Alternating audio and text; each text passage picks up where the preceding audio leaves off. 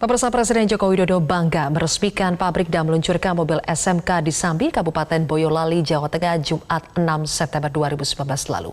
Mampukah mobil SMK bersaing di pasar otomotif nasional dan menjawab keraguan sejumlah pihak tentang jati diri mobil SMK? Kami akan langsung membahasnya bersama dengan Menteri Perindustrian Erlangga Hartarto. Selamat malam, Pak Erlangga.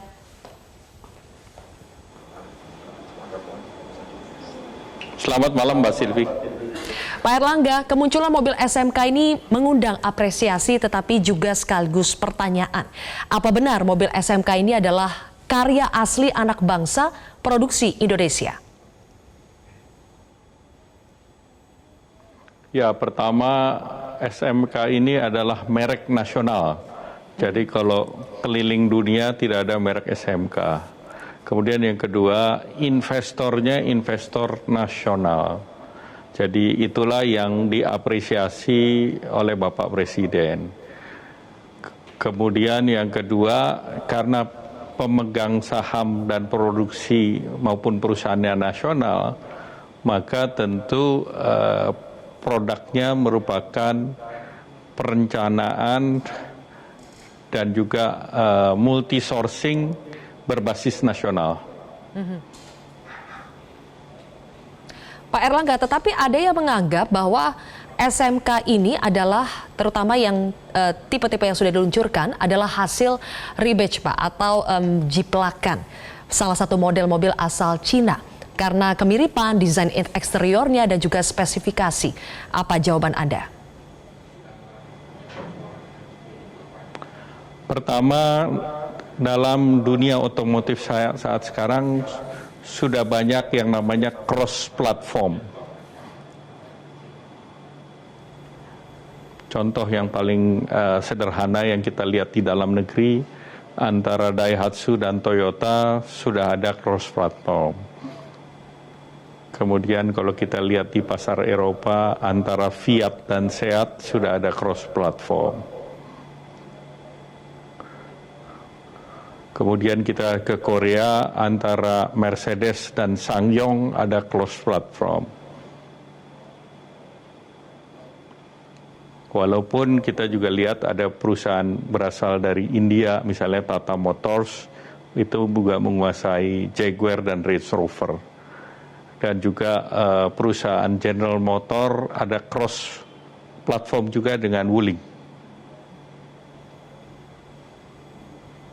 Berarti dengan adanya cross platform yang contoh-contoh yang sudah bisa kita lihat, yang namanya apakah artinya SMK ini juga melakukan cross platform dengan yang lainnya, Pak?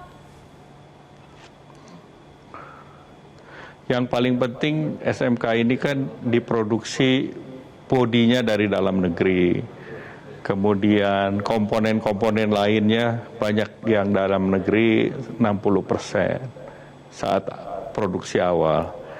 Ya, jadi banyak menggunakan multiple spare parts, mulai dari ban, kemudian juga lampu, kaca, sistem steering wheel, dan ini semua sudah menunjukkan bahwa kemampuan produksi nasional bisa dibangun untuk membuat sebuah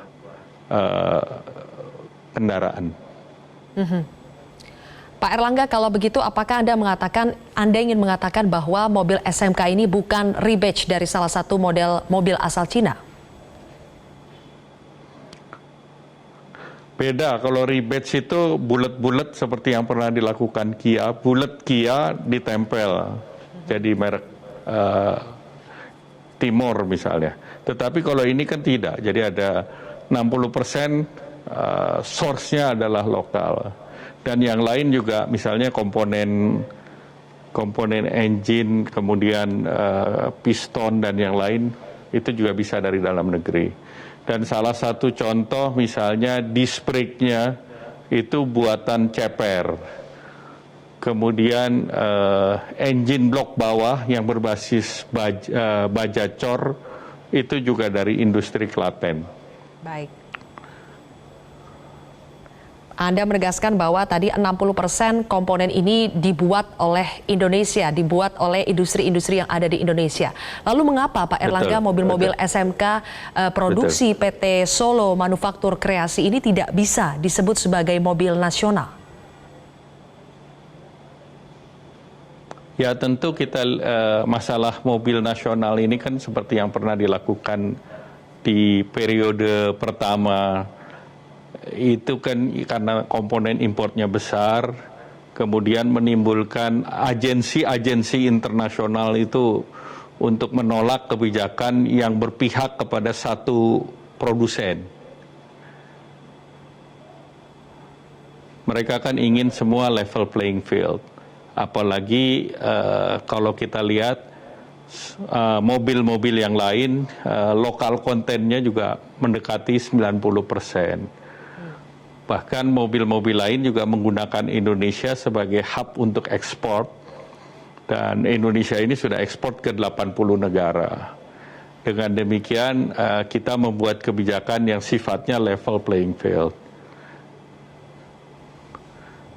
Dan dalam peraturan untuk percepatan mobil listrik misalnya, kita sudah juga membuat pasal spesifik terkait dengan merek nasional. Jadi kita dorong dalam bentuk ya lokal konten, merek nasional, konten engineering lokal, dan yang paling penting dari semuanya itu bahwa produk ini diminati oleh masyarakat. Oke. Pak Erlangga, selanjutnya kita akan bahas bagaimana supaya meningkatkan daya saing produk merek nasional ini di tingkat atau di industri otomotif yang selama ini sudah dikuasai oleh brand-brand luar. Kami akan membahasnya sesaat lagi, Prime Time News akan kembali usai jeda. Kami kembali melanjutkan dialog tentang mobil SMK bersama dengan Menteri Perindustrian Bapak Erlangga Hartarto. Pak Erlangga, Direktur PT SMK Pak Edi Wirajaya mengungkapkan SMK ini adalah perusahaan swasta nasional yang 100% kepemilikannya tidak ada campur tangan pemerintah.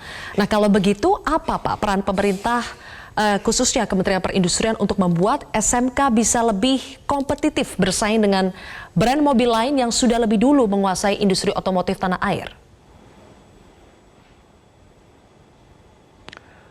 Bagi pemerintah itu melakukan business matching, yaitu kepada vendor-vendor ataupun supplier-supplier spare parts industri nasional.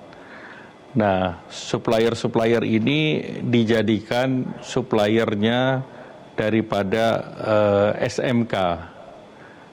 Dengan demikian SMK mempunyai supplier atau tier 1, tier 2 yang reliable untuk langsung membuat mobil SMK.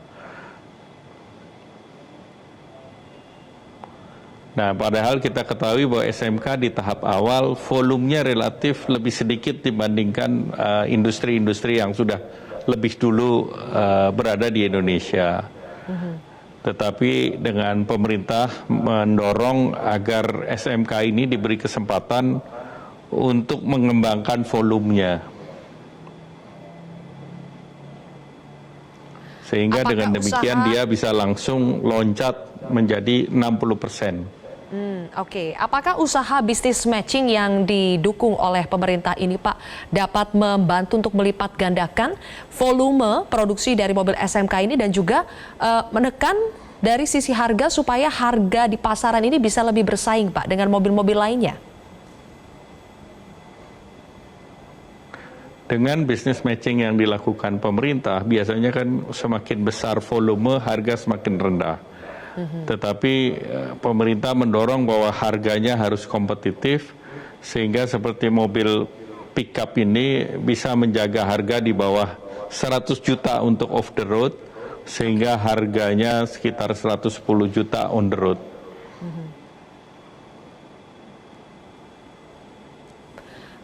Selain bisnis matching Pak, apalagi usaha yang dilakukan pemerintah untuk mendukung agar produksi volume mobil SMK ini bisa lebih banyak lagi Pak? Ke depan tentu dari demand side, jadi beberapa kementerian tentunya akan diberikan insentif untuk membeli produk SMK. Apalagi regulasi pemerintah untuk pembelian di bawah 200 juta itu bisa dibeli langsung. Baik. Pak, sebetulnya berapa target mobil yang harus diproduksi SMK supaya bisa menjual unit dengan harga yang lebih murah?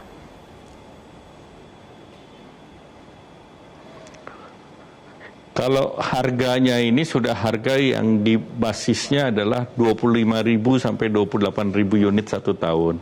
Jadi ini sudah harga rock bottom lah. Nah, tentu kita mendorong agar ada tipe-tipe lain yang juga diluncurkan ke masyarakat, termasuk di dalamnya SUV atau MPV, karena market paling besar di Indonesia adalah SUV dan MPV. Baik, terakhir Pak Erlangga, pertanyaannya adalah bagaimana upaya pemerintah untuk mendukung SMK agar lebih bersuara lagi, agar mobil ini bisa bersaing dengan mobil-mobil lainnya, dan bukan justru gaung yang lebih terdengar dari mobil SMK ini adalah kontroversinya. Ya, terkait dengan SMK ini tentu bisnis to bisnis, jadi SMK perlu menunjuk distributor yang kuat di seluruh Indonesia. Dan dengan hadirnya distribusi, maka mobil ini akan mudah masuk ke pasar. Namun pemerintah melihat bahwa apa yang dilakukan SMK dengan pendekatan kepada kendaraan komersial, ini pendekatan yang baik. Karena kalau kendaraan komersial untuk mendukung transportasi dan logistik, yang menjadi pertimbangan utama adalah luas baknya. Jadi kalau dilihat luas bak ini cukup kompetitif dan beban belakang untuk mengangkut barang mendekati 1 ton. Jadi kelihatannya market akan bisa merespon secara positif. Baik, terima kasih Menteri Perindustrian Bapak Erlangga Hartarto telah bergabung bersama kami di Prime Time News.